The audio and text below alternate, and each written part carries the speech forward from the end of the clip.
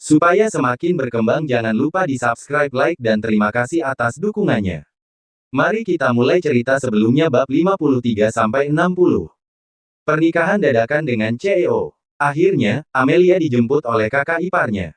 Sementara itu, mobil sportnya yang rusak karena tertabrak, Amelia hanya bisa menelepon mobil derek untuk membawanya pergi. Ketika dijemput oleh kakak iparnya, Amelia berkata kepada Tiara, "Stefan menabrak mobilku hingga rusak, ini kesempatan untukku agar bisa mendekatinya. Kak, aku sudah berhasil melangkah maju hingga ke tahap ini, aku nggak bisa berhenti begitu saja. Kalau aku nggak terus mencoba, sehingganya sampai 3-5 tahun ke depan, aku nggak akan rela. Kak, kakak selama ini paling mengerti aku, kakakku juga paling mendengarkan kamu. Tolong bantu aku untuk membujuk kakakku, agar jangan menghalangiku dalam mengejar kebahagiaanku sendiri." Amelia sebenarnya merasa sangat cemburu dengan kisah cinta antara kakaknya dan kakak iparnya sendiri. Waktu itu, kakak iparnya juga menghabiskan waktu hampir 1 tahun untuk mengejar kakaknya. Namun setelah menikah, keadaannya langsung berbalik, kakaknya sangat memanjakan dan menyayangi kakak iparnya. Kakak iparnya juga sudah berkali-kali mengatakan kepada Amelia, kalau bukan karena waktu itu Tiara terus gigih berjuang untuk mengejar cinta sejatinya, maka sekarang dia tidak akan pernah merasakan hidup bahagia seperti hari ini. Sambil mengendarai mobilnya, Tiara berkata kepada Amelia, "Amel, kakak sangat mendukung kamu untuk berani mengejar kebahagiaan kamu sendiri. Tapi coba kamu lihat sendiri, bagaimana orang-orang membicarakan tentang Stefan di kota Mambera ini. Selain dia terkenal karena nggak pernah dekat dengan perempuan manapun, juga nggak pernah ada perempuan lain yang muncul di sisinya selain dari keluarganya sendiri. Apalagi Sanjaya Group kita dengan Aditama Group milik Stefan nggak pernah sejalan. Walaupun kakakmu dan Stefan nggak bisa dikatakan bermusuhan, tapi mereka adalah saingan bisnis. Mereka nggak bisa melihat kebaikan kita, kita juga nggak bisa melihat kebaikan mereka. Dengan hubungan seperti ini, kakak hanya takut kamu hanya akan dimanfaatkan oleh Stefan, juga takut Stefan hanya akan menyakiti kamu. Mereka nggak akan pernah menyakiti istri mereka sendiri kan? Keharmonisan di dalam keluarga mereka sangat terkenal, para pria dari keluarga Aditama juga terkenal sangat menyayangi istri mereka. Amelia telah menyaksikan sendiri dengan mata kepalanya, keharmonisan hubungan antara kakak dan kakak iparnya. Hal ini membuat Amelia tanpa sadar juga berharap, setelah dirinya menikah kelak, dia bisa membentuk keluarga yang bahagia dengan suaminya nanti. Di dalam lingkaran kelas atas kota Mambera, para pria dari keluarga Aditama sangat terkenal karena menyayangi istri mereka, bagaimanapun kakak kamu berpikir demi kebaikan kamu juga. Amel, sebaiknya kita nggak membicarakan hal ini dulu, Mama masih menunggu kita di dalam toko Hermes. Tugas utama kita sekarang adalah menemani Mama jalan-jalan, agar Mama bisa sedikit lebih gembira. Belakangan ini suasana hati Mama memburuk karena masalah tante kamu. Amelia mengerucutkan bibirnya, lalu berkata Mama dan Tante sudah berpisah selama puluhan tahun. Kita juga nggak tahu Tante sudah berapa kali berpindah tangan, takutnya Tante sudah nggak menyimpan lagi foto itu. Ingin mencari keberadaan Tante dengan kondisi seperti ini, sama saja seperti mencari jarum di tengah jerami. Tetap saja harus dicari, Amelia langsung diam dan tidak mengatakan apapun lagi. Ibu mereka hanya mempunyai satu harapan kecil ini, sebagai anak dan menantu dari Yuna, tentu saja mereka harus membantu untuk mewujudkan keinginan dari ibu mereka ini. Olivia sama sekali tidak mengetahui bahwa dirinya mempunyai saingan dalam percintaannya. Setelah perempuan itu sibuk seharian di toko, Olivia pun menutup tokonya pada pukul 11 malam dan pulang mengendarai kendaraan listriknya seperti biasa. Mambera adalah sebuah kota besar yang sibuk dan padat penduduk. Walaupun waktu telah menunjukkan pukul 11 malam, masih banyak orang yang berlalu lalang di pinggir jalan. Tempat-tempat makan di pinggir jalan masih dipenuhi oleh orang-orang yang sedang berkumpul, menikmati makanan mereka ataupun hanya sekadar untuk mengobrol, benar-benar sangat ramai. Olivia mengendarai sepeda motor listriknya melewati tempat makan itu. Sekelompok anak muda bersiul ketika perempuan itu lewat di depan mereka, tapi Olivia berpura-pura tidak melihat ataupun mendengar mereka, hanya terus berjalan pulang. Di sebuah persimpangan, kebetulan saat itu lampu merah sedang menyala, sehingga Olivia pun menghentikan kendaraannya. Akhirnya, lampu merah tersebut telah berganti dengan lampu hijau, Olivia kembali menyalakan mesin motor listriknya. Namun tiba-tiba, motor tersebut berhenti dan tidak mau menyala. Awalnya Olivia mengira bahwa baterai motornya telah habis, tapi ketika perempuan itu mengecek, baterainya masih penuh. Lalu, kenapa motornya tetap tidak bisa menyala? Olivia mencoba berkali-kali untuk menyalakan motor listriknya, tapi hasilnya tetap sama, motor tersebut tidak bergerak sedikit pun. Perempuan itu pun kebingungan. Di mana letak masalah yang sebenarnya dari motornya ini? Kak Olive, ini benar Kak Olive. Aku tadi melihat kakak dari belakang, aku kira aku salah orang. Sebuah mobil berhenti persis di sebelah Olivia. Begitu kaca mobil diturunkan, perempuan itu langsung melihat wajah dari adik sepupu teman baiknya, Albert Pratama. Albert, Olivia langsung mengenali wajah itu, lalu berkata, aku nggak tahu kenapa, motornya tiba-tiba saja nggak mau menyala, padahal baterainya masih penuh. Kak Olive, kakak tunggu aku sebentar. Aku parkir dulu mobilku di depan, takut menghalangi kendaraan yang lain. Selesai berbicara, Albert langsung menghentikan mobilnya di pinggir jalan, lalu turun dari mobilnya dan melihat kondisi motor Olivia. Maaf Kak Olive, aku kurang paham mengenai motor yang rusak, jadi aku nggak tahu kenapa motor kakak tiba-tiba berhenti. Kalau nggak begini saja, aku panggil orang untuk memperbaiki motor kakak, untuk sementara kakak naik mobilku saja, bagaimana? Olivia kembali bertanya, apa kamu tahu di dekat sini, toko yang bisa memperbaiki motor listrik ada di mana? Lanjut cerita bab 54. Albert berkata sambil tertawa, aku juga nggak tahu, tapi kakak serahkan saja urusan motor kakak ini sama aku. Aku jamin, besok aku akan mengembalikan motor kakak dalam kondisi yang dapat berfungsi seperti sedia kala. Olivia sudah bertahun-tahun mengenal adik sepupu sahabatnya ini, tentu saja perempuan itu percaya kepadanya. Kalau begitu aku serahkan kepadamu, ucap Olivia. Albert juga sangat senang bisa membantu Olivia, kemudian pria itu menelepon seseorang, entah siapa yang ditelepon olehnya. Olivia hanya bisa mendengar Albert memberitahukan sebuah alamat kepada orang yang di seberang telepon. Kemudian, mereka berdua pun menunggu sebuah mobil derek yang bisa mengangkut motor Olivia datang. Pak, sopir Stefan memiliki kemampuan penglihatan yang sangat baik. Hanya dengan mengandalkan bayangan samar-samar dari majikan perempuannya, sopir itu sudah dapat menebak bahwa perempuan di seberang mereka adalah istri dari bosnya. Sambil menunggu lampu merah, sopir itu pun langsung menolehkan kepalanya ke belakang, lalu berkata, Pak, perempuan di seberang jalan itu sangat mirip dengan ibu. Mendengar hal ini, Stefan langsung membuka matanya lebar-lebar dan berusaha melihat sepasang pria dan wanita yang ada di seberang jalan. Pria itu, Stefan mungkin tidak mengenalnya, tapi perempuan di sebelahnya, sangat mirip dengan istrinya.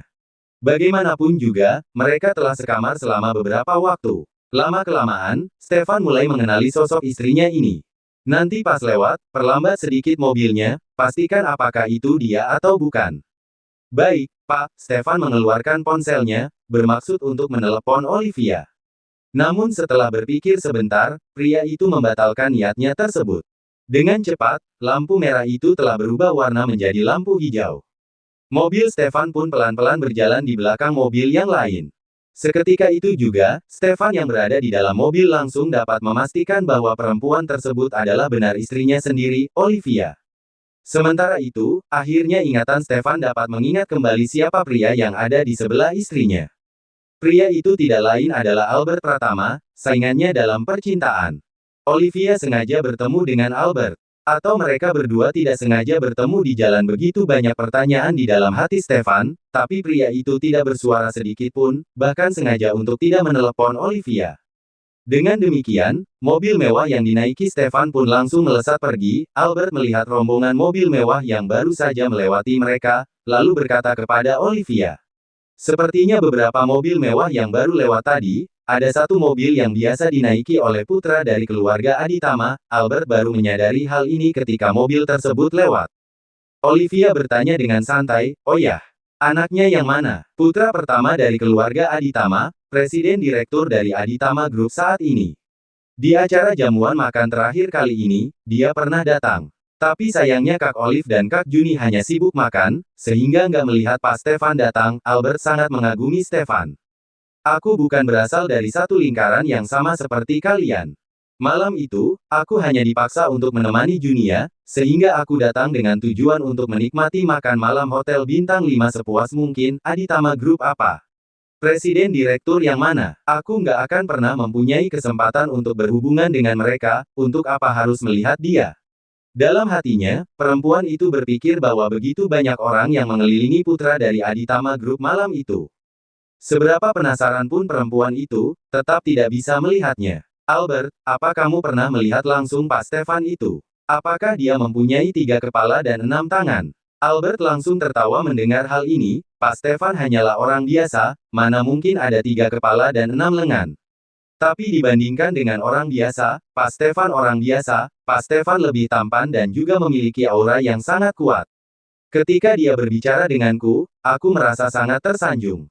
Lanjut cerita bab 55. Sekalipun dia manusia normal seperti kita, tetap nggak akan mungkin berhubungan dengan aku orang biasa ini. Paling-paling, Olivia hanya membicarakan sebentar mengenai tuan muda kaya raya dari Aditama Group itu.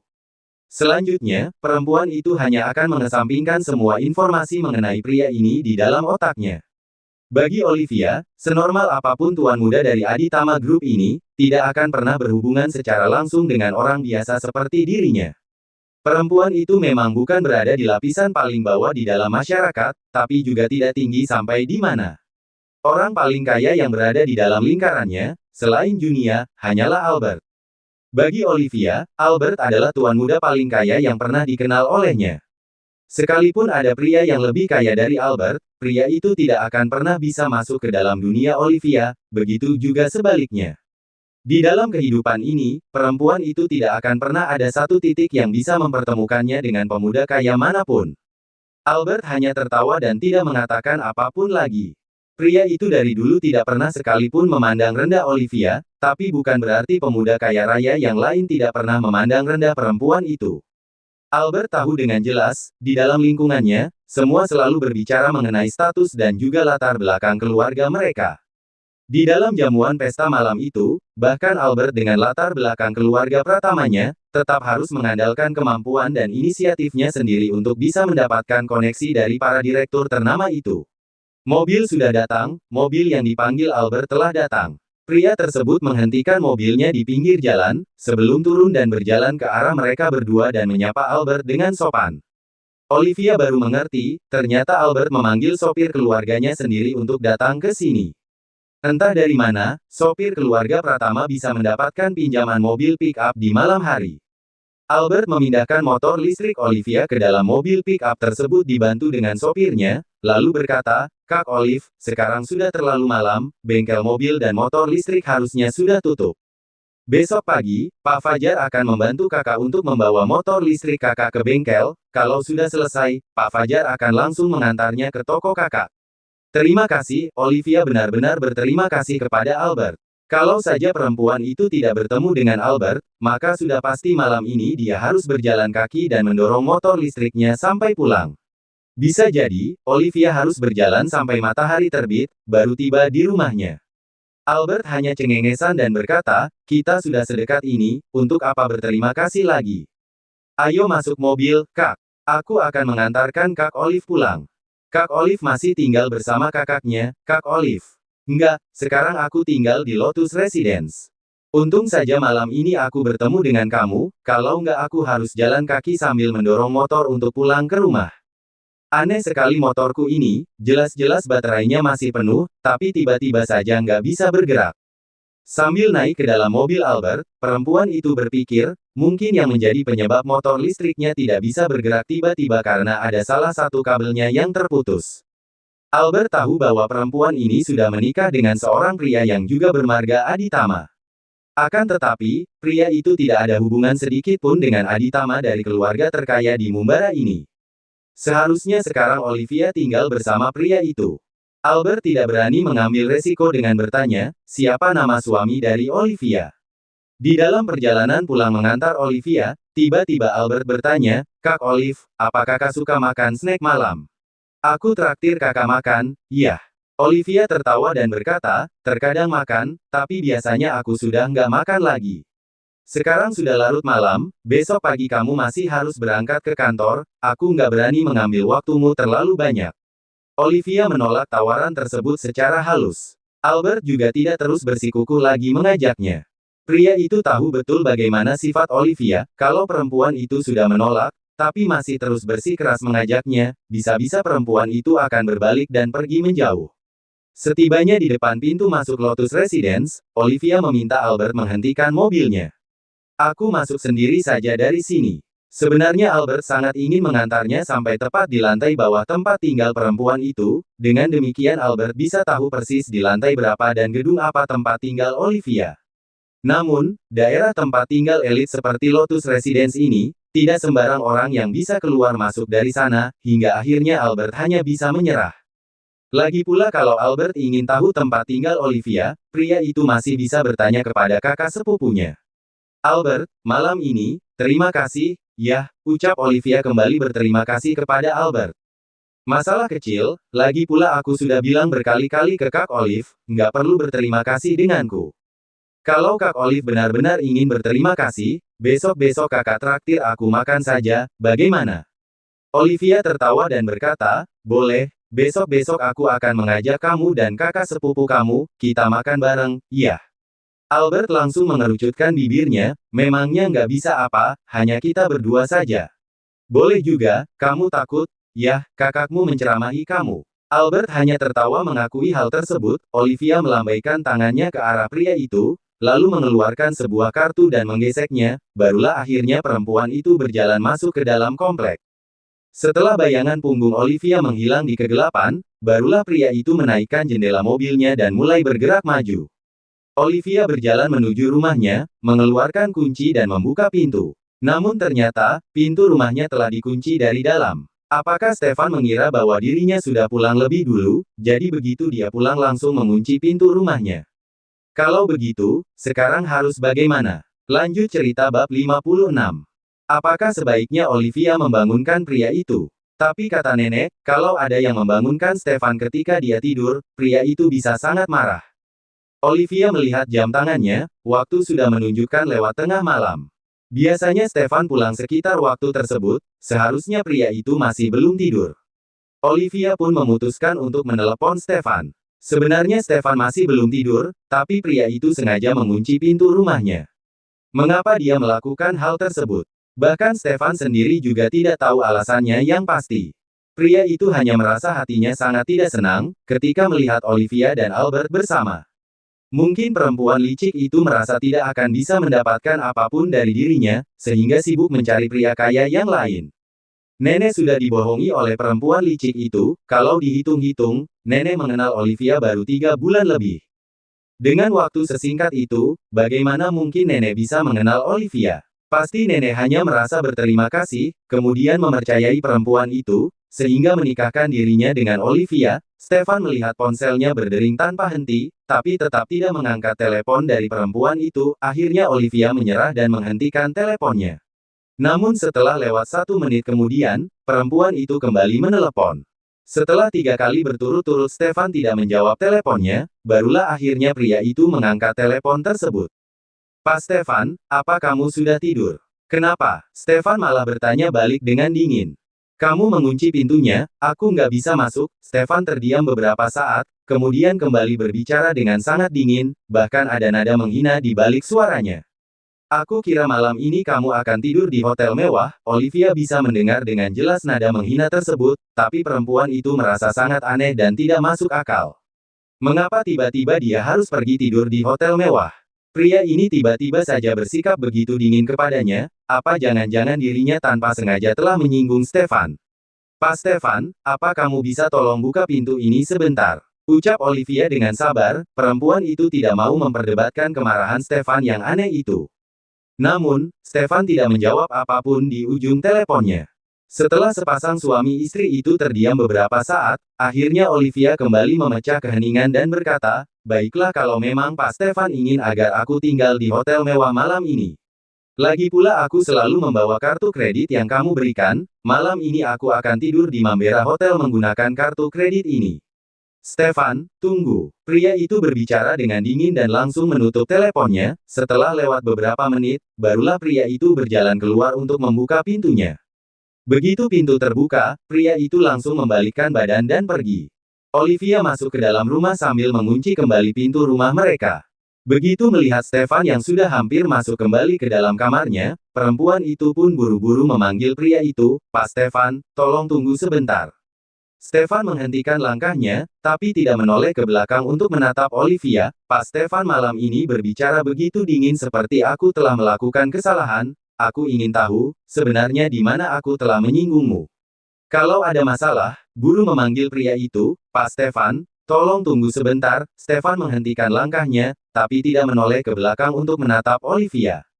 "Pak Stefan malam ini berbicara begitu dingin seperti aku telah melakukan kesalahan. Aku ingin tahu, sebenarnya di mana aku telah menyinggungmu. Kalau ada masalah, sebaiknya langsung bicarakan sekarang, jangan tidur sambil membawa masalah." Setiap hari suasana hati Pak Stefan selalu berubah. "Kalau setiap hari aku dikunci dari luar, lebih baik aku pindah saja. Rumah ini adalah milik Pak Stefan, rumah kamu, kamu yang putuskan." Bagaimanapun Olivia hanyalah manusia biasa, Fang juga bisa marah.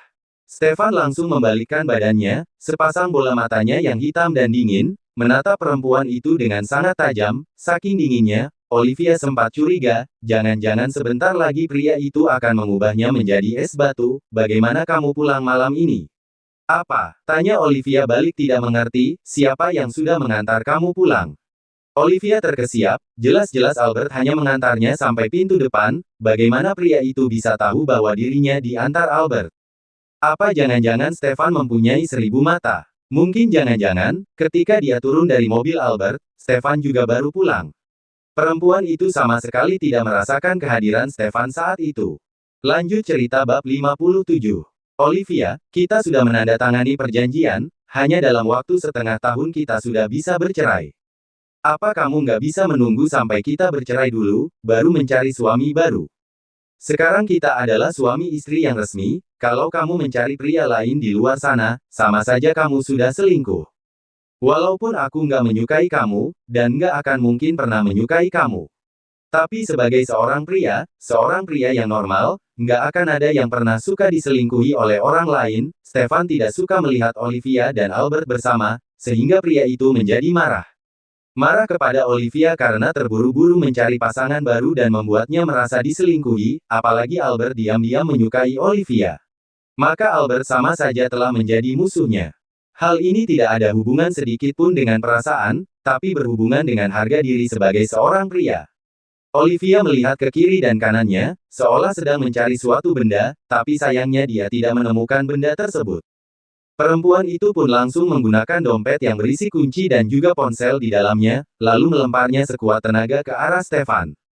Perempuan itu pernah berlatih tinju sebelumnya, sehingga lemparannya sangatlah tepat. Stefan sama sekali tidak menyangka bahwa perempuan itu akan memukulnya. Pria itu hanya terdiam dan tidak sempat menghindar, sehingga pukulan Olivia tepat mengenai mulut Stefan.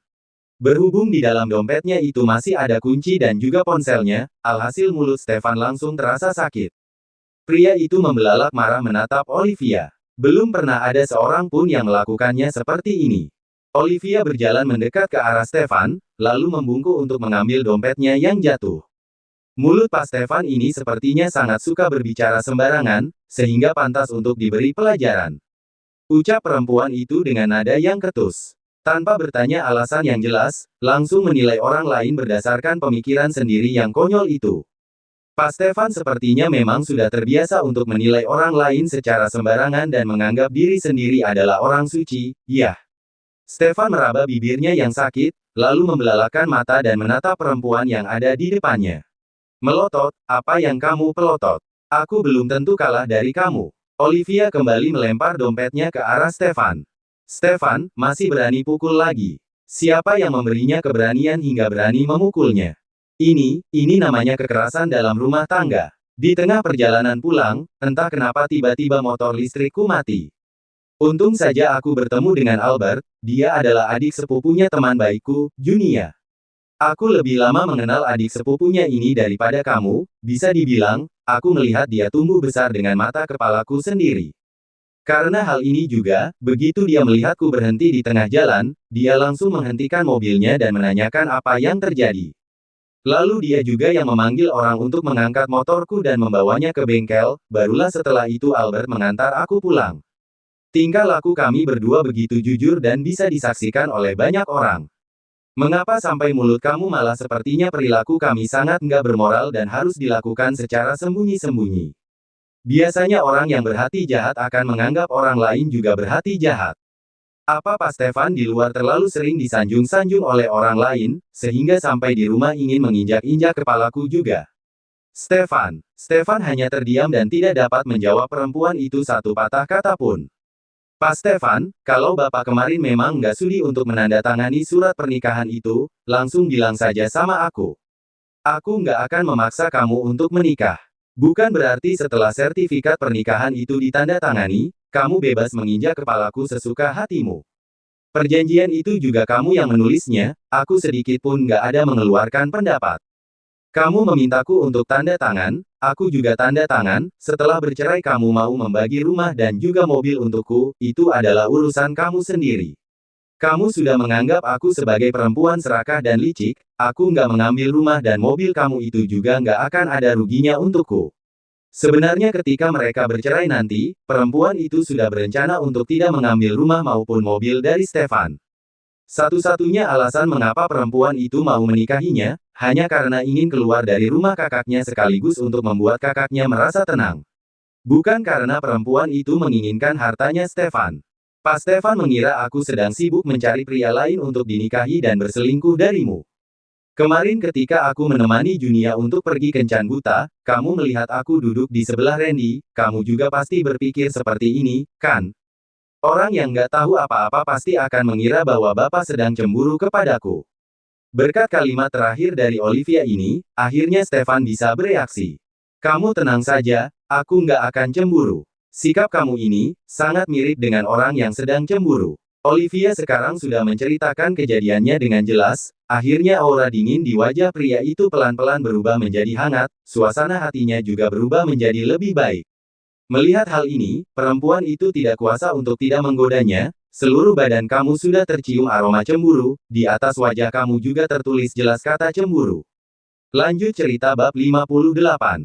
Wajah Stefan berkerut dengan kesal, telinganya pelan-pelan berubah menjadi merah. Akan tetapi itu pasti karena dia telah salah paham terhadap Olivia, sehingga berubah menjadi merah, bukan karena dia malu. Dirinya, Stefan Aditama, mana mungkin malu terhadap orang lain.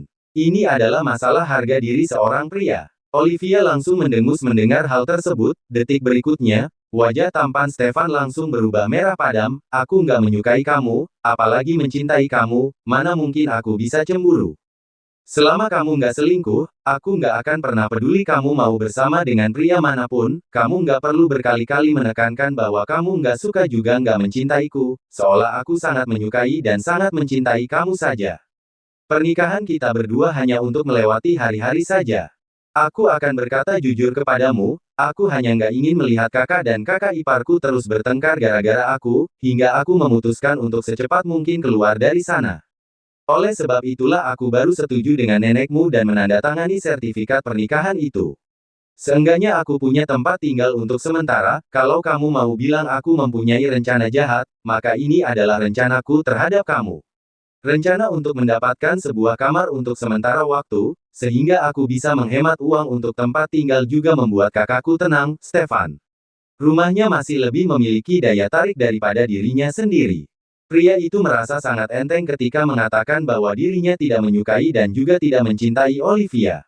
Namun sebaliknya, ketika perempuan itu mengatakan bahwa dia tidak mencintai dan juga tidak menyukainya, ucapan ini malah terdengar kasar di telinga Stefan.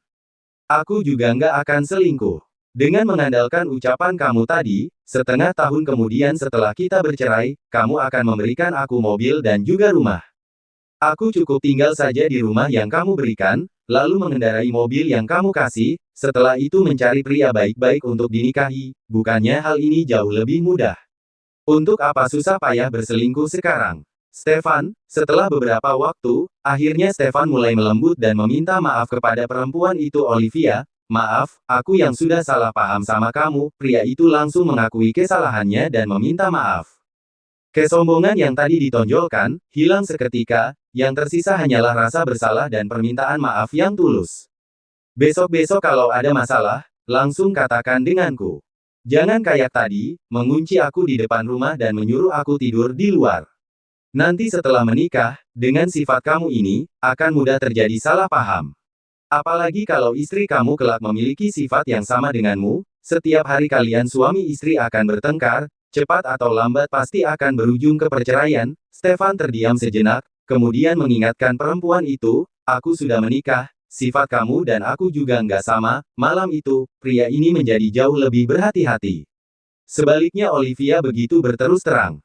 Istri kamu kelak nggak mungkin aku, maksud aku istri kamu kelak setelah kita bercerai nanti.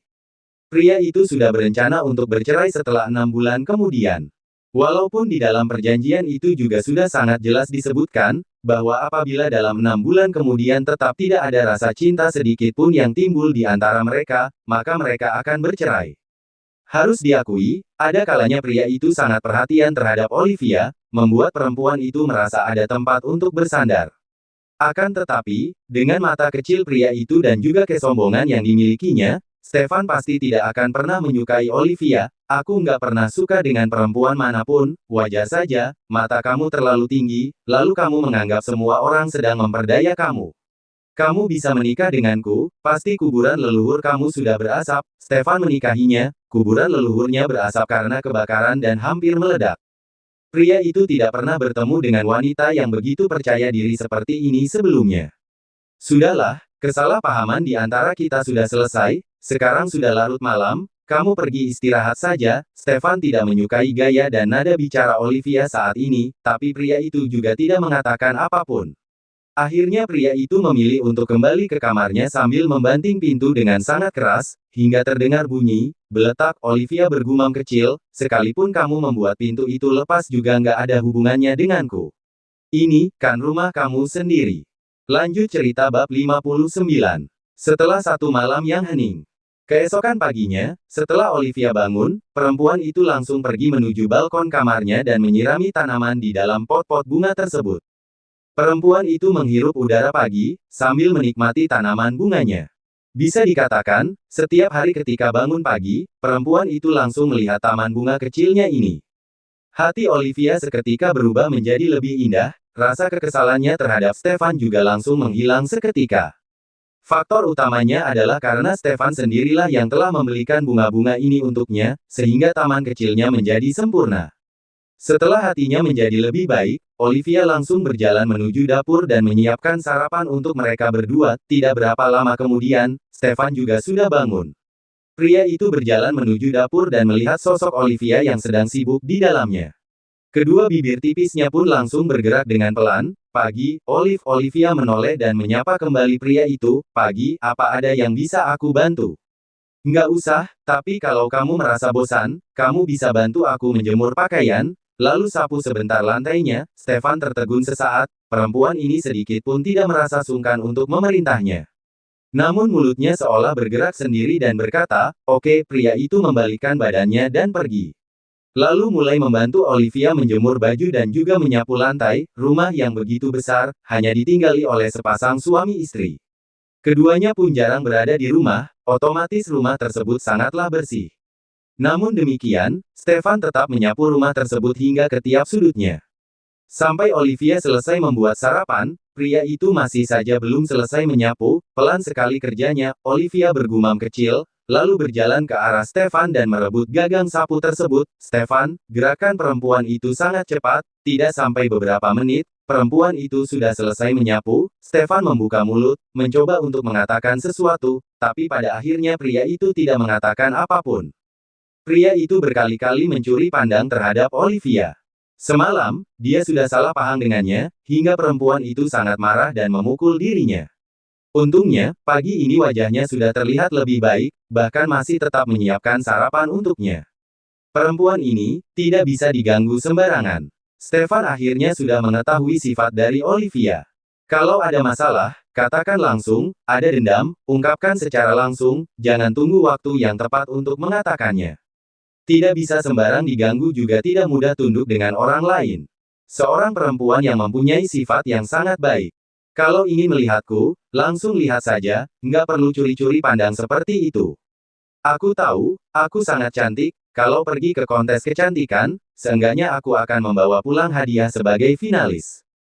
Stefan akhirnya tidak dapat menahan tawanya lagi. Aku kira kamu akan membawa pulang hadiah utama, dengan kulit muka yang tebal, Olivia kembali berkata, jadi orang harus rendah hati.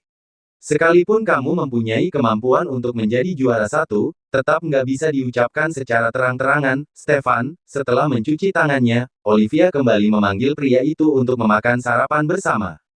Perempuan itu membuat pangsit hari ini, sebuah mangkuk yang berisi pangsit udang itu, berada di hadapan sepasang suami istri tersebut. Pangsit udang tersebut merupakan makanan favorit Olivia. Hari ini, aku akan mengantarmu ke toko, ucap Stefan membuka suaranya. Perempuan itu langsung menolak tanpa melihat ke arah Stefan. Nanti aku panggil taksi saja di luar, toko kamu juga nggak jauh, aku antar kamu dulu, baru berangkat ke kantor juga nggak masalah. Waktuku di kantor sangatlah bebas, datang lebih lambat, atau pulang lebih cepat, semua bebas, tentu saja Aditama Group akan mengikuti semua perintahnya, dia ingin datang, tinggal datang. Dia ingin pulang juga tinggal pulang. Tidak pernah ada yang bisa menahannya, apalagi menghalangnya. Oke kalau begitu, selesai sarapan kita langsung berangkat. Jalanan di jam kerja sangatlah macet, Stefan hanya menjawab perempuan itu dengan dan tidak mengatakan apapun lagi. Bagaimanapun juga, sekarang Olivia adalah istrinya yang sah. Dirinya mempunyai waktu dan juga kendaraan, tentu saja dirinya yang harus mengantar istrinya ke toko. Stefan tidak akan pernah lagi memberikan kesempatan kepada pria lain untuk mengantar istrinya.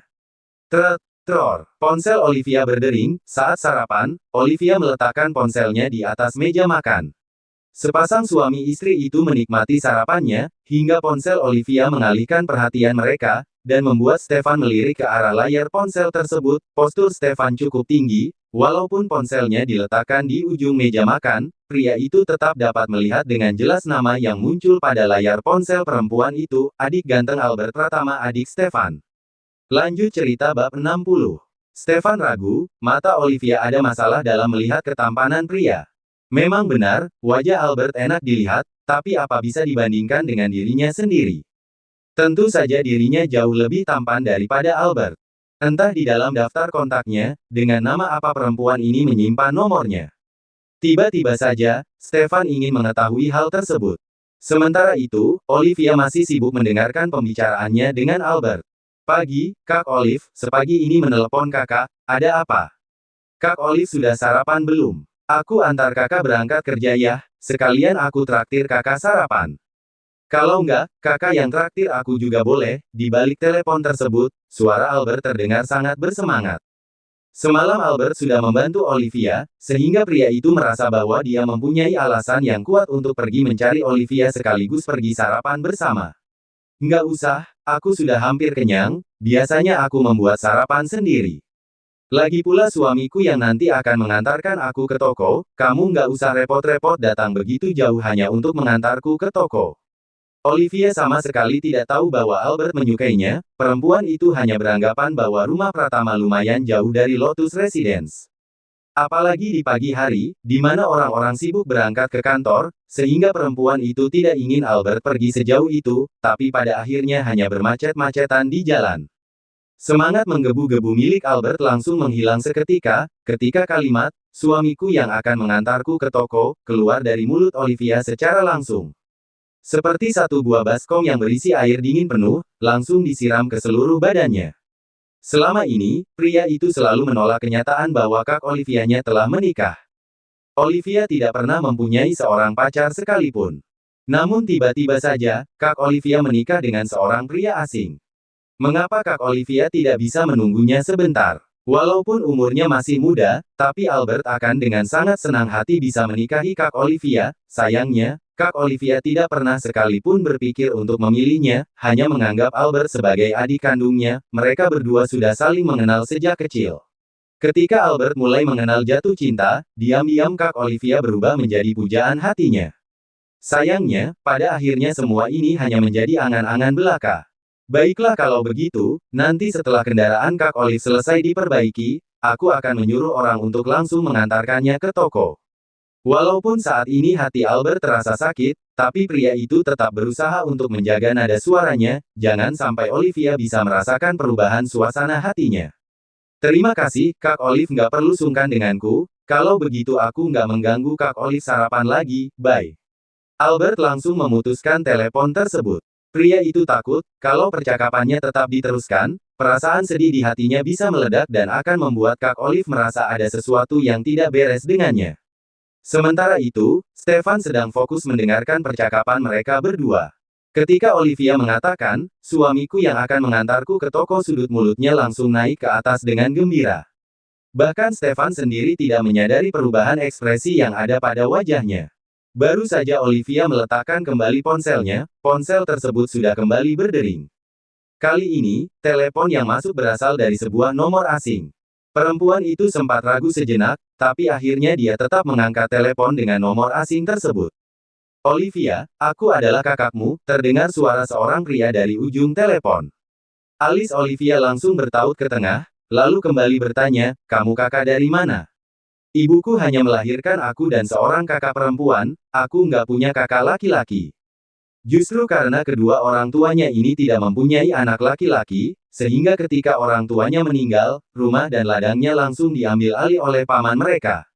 Selama kakek dan neneknya masih ada, maka rumah Olivia dan kakaknya akan selalu ditinggali oleh mereka berdua. Olivia dan kakaknya sudah bertahun-tahun tidak pernah pulang, mereka berdua juga tidak ingin menggugat keluarga mereka sendiri di pengadilan. Aku adalah Yoga, kakak sepupu kamu, orang yang berada di seberang telepon langsung menyebutkan identitasnya. Olivia berpikir sejenak, sepertinya memang benar kakak sepupunya bernama Yoga, ada apa? Bertahun-tahun tidak pernah berkomunikasi, sekali komunikasi pasti ada kabar yang kurang baik. Sebuah tembok pertahanan, langsung muncul di hati Olivia. Keluarga Hermanus tinggal jauh dari pusat kota. Naik kendaraan setidaknya memakan waktu 1 jam lebih. Seharusnya mereka tidak tahu bahwa dirinya telah menikah, kalau sampai kejadian seperti waktu itu, di mana mereka mengetahui bahwa kakaknya telah menikah dan meminta uang mas kawin sebanyak 600 juta dari kakak iparnya. Kalau kejadian ini terulang kembali pada dirinya, Olivia sudah siap untuk mengusir mereka semua. Cerita bersambung.